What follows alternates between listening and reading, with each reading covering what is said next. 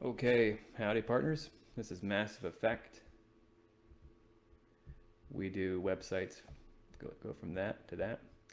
I want to show you some goodness over here. If you're making your own website and you don't know what to do, and either it's a hobby, you're doing it for fun, or you just can't spend 5 grand and hire a professional agency, such as Massive Effect over here. So you don't have the budget, but you still want to be pro, well, you need to know what to do. So let me show you exactly what to do as far as what looks good.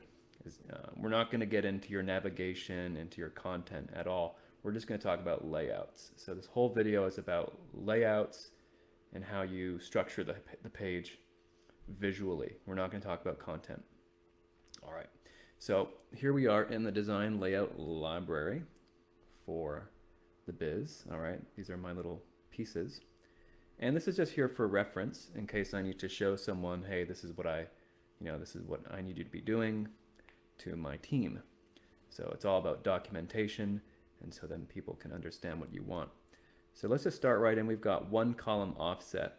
So what's really cool about this is you might run into a circumstance where you've got your wide screen and you just have a long string of text going across the whole thing, and it just looks really boring. All right. Just to have 1 column of text spanning the whole way, and that's it. It's just kind of, it doesn't look good. So what you can do if you have 1 column, you can shrink it down. All right. Instead of having the content section, this whole piece, you just instead make the content this little piece, kind of like you would for a newspaper, and then you just offset it by putting a little heading right here. So it's almost making it into 2 columns, if you see what I'm saying. And then you leave this column completely empty. All right. So in essence, it's almost 3 columns. But what you're doing is you're just filling up the first two. You're just putting a tiny bit in the first one, and you're putting the bulk of your content in the middle. It looks a lot fresher. All right. So that's what you can do if you get into a situation where you've got tons of text. It's just one big paragraph spanning the whole screen. It doesn't look good. That's what you can do to handle that.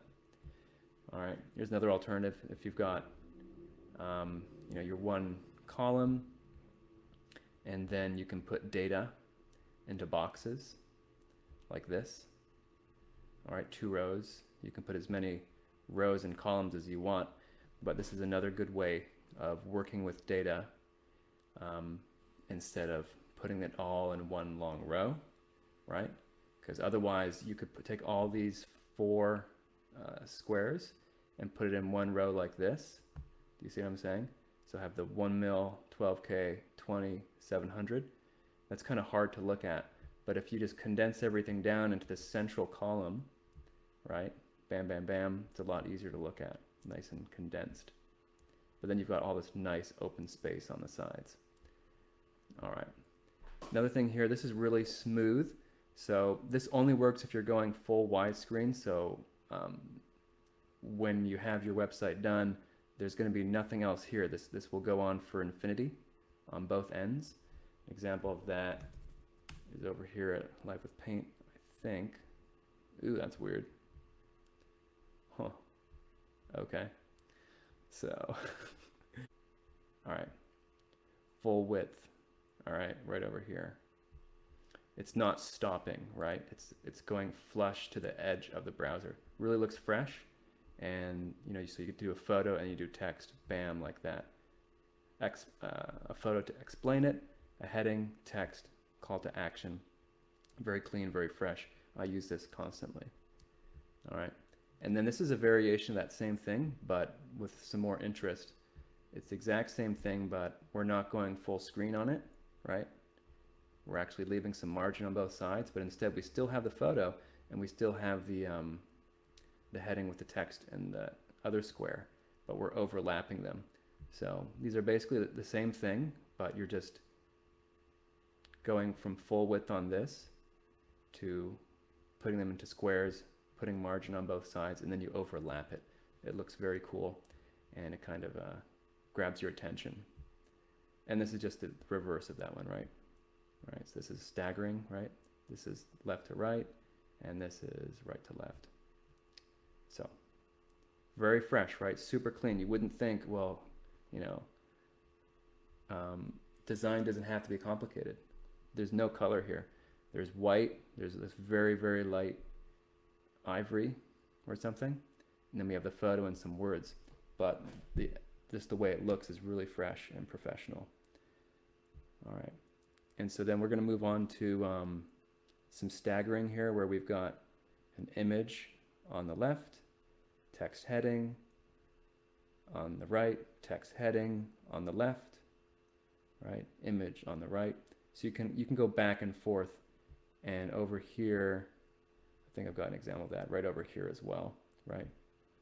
And the reason you do that is to continue maintain interest. If you just kept doing the same thing, if you just kept it on the left, heading and text and image on the right, people would zone out. So that's one of the main things with design, is you have to continuously change the design as the page goes down. It can't just be the same thing over and over again. People will zone out. So that's why they stagger it like this. And that's why back here, you stagger it between these two, back and forth. It maintains interest. Over here is a cool example of some columns. So we're kind of offsetting here. It's basically a 3-column layout, but it's just an alternative. Because you could cut this and just do 3 of these, which is totally fine. But again, let's say you already did that in your design. You already had a previous section. You have 3 boxes. Well, you shouldn't then do another 3 boxes. I'm really guilty of that. I do that all the time, and I need to stop doing that. But you can break out of it by taking, okay, have 2 boxes, and instead of having a third, just put the content right here on the background and then put 2 boxes here. It definitely is eye-catching and maintains interest. All right, let's see what else we got. So this is a play off the earlier one, right? With the overlapping photo and then a explaining box, whatever you want to call that. I don't have any names for these things. So we're just adding, we just got a bunch of photos, right? And a little collage. Nice. Self-explanatory. Maintains interest. Oftentimes you're going to have grids, all right? Rows with columns, icon, heading, explanation, and a main heading up top. I use these constantly, this type of layout. So it makes data really easy to consume because people scan read, right? People do not actually read, and they just look at things at a glance. So you need to make your info digestible. So you're going to really boil things down into, one heading that represents this whole idea, right? And then you're going to give yourself 1 sentence to describe it and a little supporting icon. You don't want to do more than 2 rows of 3 columns. I mean, you can do more, but then you should have a button down here that says click to view more, then you can pop open another row or another 2 rows. But you got to remember, you can't overwhelm the web user with too much stuff. 3 columns, 2 rows. Don't show them anymore. If you want, have a little button to click. All right, so we're just doing, this is kind of a play off the earlier one with the offsetting right here. So let's look at this. Again, you can get stuck into a trap of always putting 3 boxes, all right? 3 boxes, 3 boxes. It's easy to get stuck in that. And if you're doing things like this, right, and then you follow it up with another 3 boxes, it's going to be too repetitious, and the people are going to zone out. The web user is going to zone out, so you got to maintain interest. So they're offsetting it here. They've got 3 boxes, yes, but they've actually got a 4th column, but they're overlapping it. So it kind of breaks out that kind of monotony and that rhythm. And you see the same thing over here. It totally breaks from the rhythm. If you had 3 boxes, then you hit this. So that's a good section as well. Let's keep rolling. And this is just another play on this one, right? So we've got the 3-column offset another 3-column offset. In essence, it's 4 columns, but 4s tend to look a little weird on the web, to be honest. 2s and 4s. 2s are sometimes okay. For instance, 2s look great in things like this, right? 2 columns, beautiful. Can't complain. But as far as like putting 2 boxes, you know, we put 2 boxes here, and we can make up for it by making a 3rd row over a 3rd column right there. And 4s look kind of weird, you know, if we had a 4th column here. So try to stick to 3s.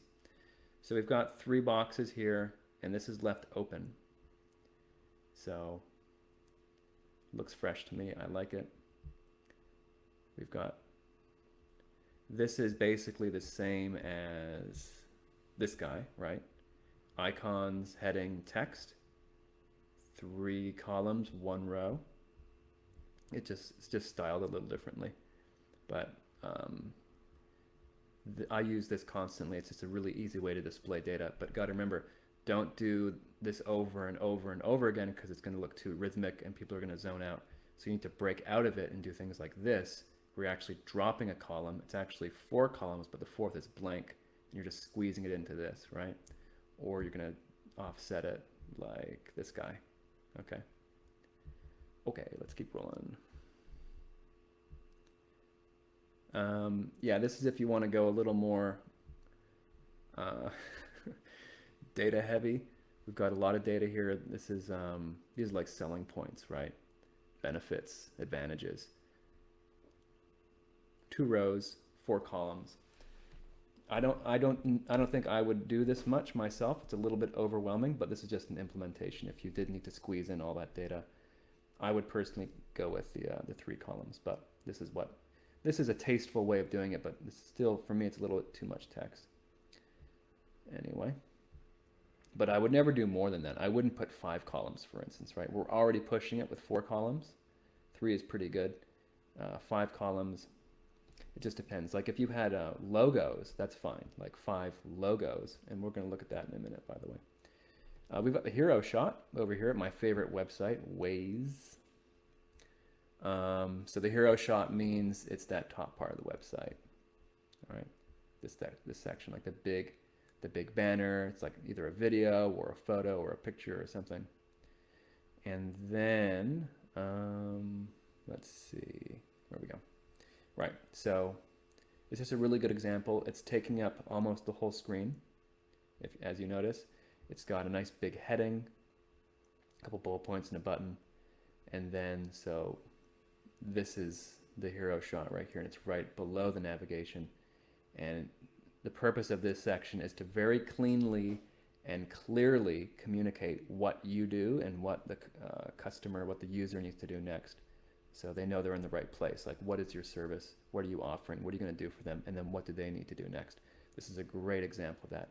Big juicy heading, explanatory image, cleanly done, and then a little more text and then a button. Another hero shot. Why does it say 3? 2. Okay, the numbering is a little weird. Great hero shot here. We've got the nav up in the top, logo over here, big explanatory heading, subheading explanatory, and then the image is in the background. All right, this is classic. Looks really good, really fresh. Notice there's very few wordage going on. You want to keep it that way. You don't want to dump tons of words into it. Over here at Mass Effect, we're trying to keep it as simple as possible right here. And then this is our explanatory text. All right, let's keep rolling. And here's the hero 1. Again, overlaying the nav above the hero shot, right? And putting the logo as well. Very clean, right? Super clean. We've got the main heading explaining what we're doing, and we've got a call to action telling you what you need to do next. By the way, this website Care of uses, this is from that website, and so are these offsets, right? Okay, let's go back. So your website is definitely going to have, your hero shot and your nav. So you've got to figure it out. But these are some great examples of how you can make it nice and fresh and profesh. Again, here's an example of a nav, right? A couple buttons, link, call to action, piece of cake, testimonials. So this is a really nice one. This is an implementation where you're just putting one. You're just going with one big juicy testimonial, right? Logo of the company, name of the company, button to read the rest of them, 120 plus, and then just really big and bold so that we make sure they get the idea. All right. So it's a very cool implementation.